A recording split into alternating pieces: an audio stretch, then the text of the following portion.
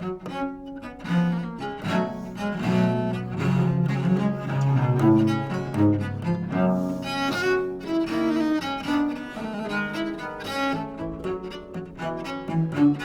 5 juillet déjà, on y est, 2 concerts ici même, salle Étriard.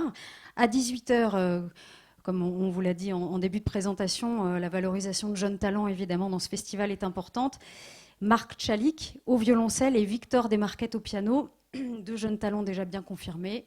Ils ont 23 et 18 ans. Vous connaissez peut-être le quatuor Tchalik. C'est le petit dernier de la fratrie, il fait partie de ce quatuor donc en tant que violoncelliste. Quatuor qui a été en 2017 lauréat du tremplin de la Philharmonie de Paris.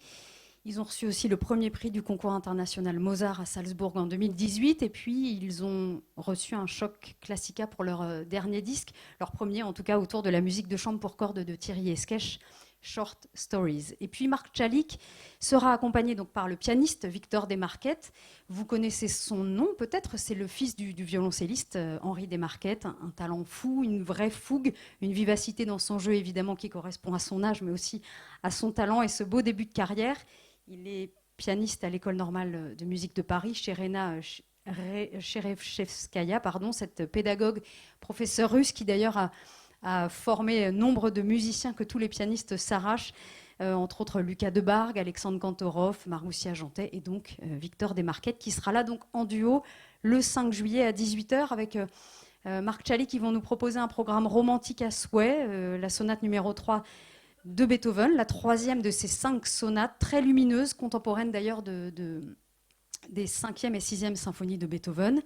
De Schumann, les Fantaisies Stücke, opus 73, écrite en 1849, qui se joue d'ailleurs aussi très bien à la clarinette ou à l'alto, et donc ici ce sera bien la version violoncelle et piano qui sera interprétée. Et puis de César Franck, la sonate pour violoncelle et piano. Là aussi, c'est une transcription, puisqu'à la base, c'est originellement écrit pour violon et piano, avec ce qu'on connaît bien de César Franck, c'est-à-dire ce principe qui lui est cher, la forme cyclique, avec des thèmes qui reviennent systématiquement dans toute l'œuvre. Il y a des caractéristiques très communes dans les différents mouvements. Ça en fait quelque chose, il en fait en tout cas quelque chose de très systématique dans son procédé d'écriture, et c'est ce qui est aussi agréable dans la musique de César Franck, parce qu'on reconnaît certains thèmes, et donc cette musique nous est assez vite familière. Et voilà pour ce concert Jeune Talent. Alors un autre jeune talent, mais un peu plus âgé, tout aussi doué, Paul Laye, à 21h. Ça, c'est vraiment un gros concert en perspective, parce que ce pianiste est vraiment, vraiment incroyable. C'est une chance folle ici de l'avoir, ici même, donc dans cette salle. Et je ne sais pas si vous avez eu l'occasion d'écouter son disque, sa relecture des œuvres de Beethoven, c'est vraiment impressionnant. Il va jouer donc des extraits de son disque autour de Beethoven qui s'appelle Full Solo, qui est sorti l'an dernier. Il fait swinger la lettre à Élise, l'hymne à la joie avec vraiment une grâce inouïe. Et puis il compose aussi, mais toujours dans l'inspiration de Beethoven. Et je vais vous proposer justement de lui une œuvre revisitée sublimement. C'est donc cette lettre à Élise. On peut être un peu déconcerté au début, pas trop comprendre, et puis on doute, et puis au bout d'un moment, avec cette relecture, ça en devient assez jouissif, ça fonctionne très bien. On va donc prendre le temps d'écouter cette lettre à Élise revue par Paul Laye.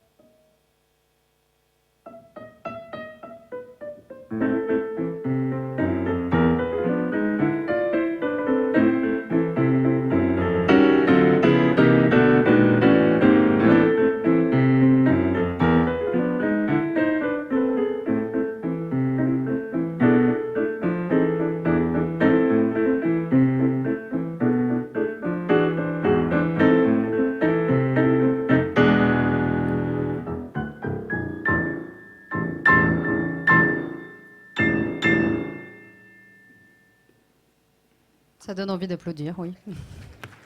Vous l'applaudirez en vrai. Donc le 5 juillet, et d'ailleurs je réalise une erreur, j'ai marqué Henri de Marquette au-dessus. Ça n'était pas lui, c'est donc son fils, Victor.